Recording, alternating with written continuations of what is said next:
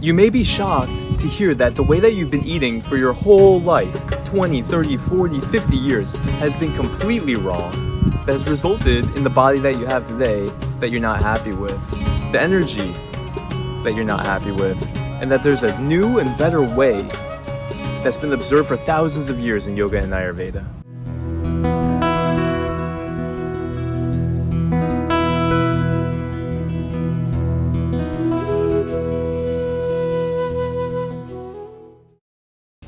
Hey friends, welcome back to the channel. Today is part 2 in the Yogi and Ayurveda food, digestion, detox series. Today we're going to talk about the worst habits in terms of eating to prevent stress and disease, and also so that we can have energy so we can progress spiritually as fast as possible and just be as whole people as we can.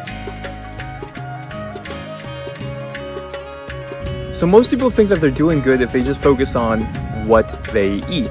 But in yoga and Ayurveda, we focus on everything: the who, the what, the where, the when, the why, the how, and the with what, the context of what you're eating your food with. We focus on all these things, and you'll find that when you focus on all these things, it'll bring much more ease and energy to your system.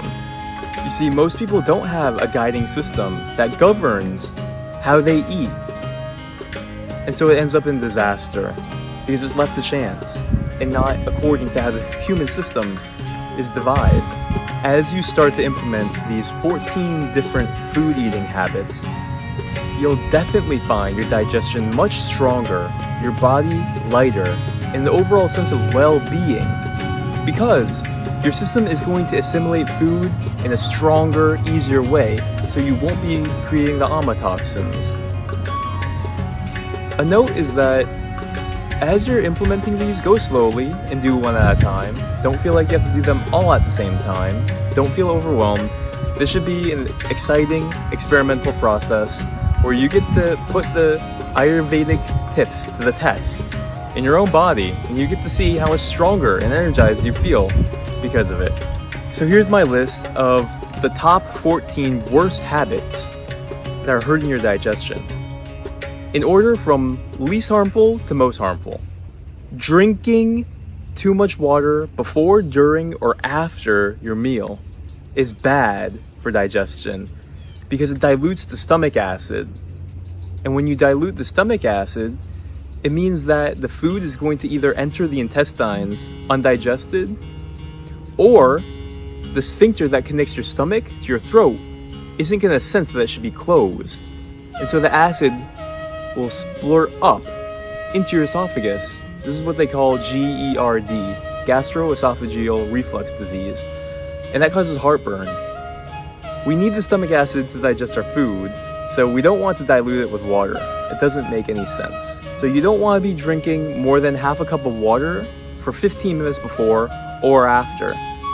Now, Vasant Lad in Ayurveda does recommend to sip warm water with your meal, because this lubricates and moisturizes the food and acts like nectar. So that is one thing, but other than that, get your water and thirst needs done with more than 30 minutes before or wait 30 minutes after. Number 13 is eating cold foods or drinking cold drinks. I'm sorry to say this because I was a big smoothie fan before I heard this in yoga. But this is said because cold water does 4 things. Number 1, it contracts your colon and causes constipation because the food hardens.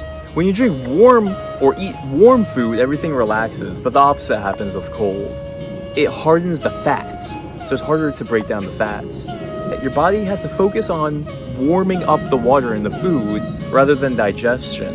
Lastly, it contracts the blood vessels to all of your organs for digestion, and that causes digestion to be slowed down.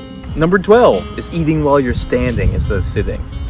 Now, studies have shown that people who eat standing have less awareness and mindfulness of the food that they're eating.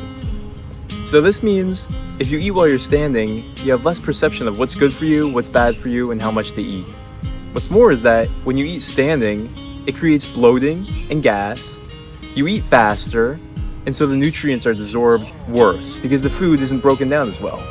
Number 11 is eating when you're emotionally distraught, not in a good mood, not happy, or in a rush. Now, the reason you want to have good emotions when you're eating is so that your blood supply to your gut is enough, which means you're not in fight or flight mode, you're in rest and digest mode. Negative emotions put you into fight or flight mode and send all the blood nutrients to your muscles, your lungs, and your heart, increasing blood pressure and cholesterol and stress hormones. You have adrenaline running through your system. So your body is not in the mode to eat and digest. Because if you eat in that state, the food is going to create more toxins in your body, which is going to stress you out more. Number 10 is not eating with the seasons and not eating local food. This is important because based on your environment, the ground is producing a certain type of nutrient based on the surroundings. Now, we have to remember that our body is just part of the environment. And based on our surroundings, the stressors are different. And so we require different food based on where we are according to the seasons. If we're constantly eating food shipped from another place, grown at another time, not only is it old, but it's not location specific to what our body needs based on the influences of our environment. Start eating what's grown in your local area by going to the marketplace and seeing what's priced for the least. Because most likely, that's going to be what was recently grown, that didn't have to be shipped. That's why it's not as much money. Do a Google search and just see what's local in my area and what grows in the summer or whatever month that you're in. You'll find your system is just strong and vibrant. Give this a shot. Number 9, not knowing the ingredients that you're eating. You never look at the labels, and you only look at the outside packaging where it says natural or no trans fat, no sugar, none of which means that all the ingredients are good. A lot of this has to do with not knowing what to look for. When you look at the back of the package, the first thing to look for is a short list of ingredients. It should be less than 5 or 6, unless if they're all natural ingredients. Second thing is looking for any chemicals. You'll know because you won't be able to pronounce them. And number 3 is looking for added oils or sugars, even if it's termed corn sugar, cane syrup, sunflower oil, cottonseed oil. You want to have foods that don't have any of that. If you want to have a really bad night's sleep and have really poor digestion that creates toxins in your body, make sure you just eat a meal right before bed. Number 8 is eating before bed.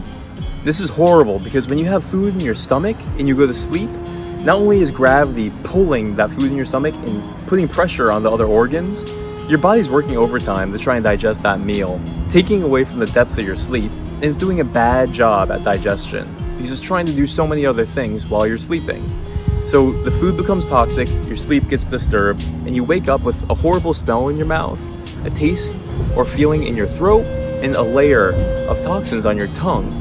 So make sure to wait at least 3 hours after eating a meal, at least 2 hours after eating a snack, and at least an hour after having a drink. Number 7 is incompatible food combinations. Now the best way to know this is to, number 1, look at the charts here and see which foods are recommended not to eat together. Examples are fruits with any kind of other food, dairy with fruit. Really, you have to test this out for yourself. If you pay attention to the foods that you're eating, your body will tell you which foods don't go with each other.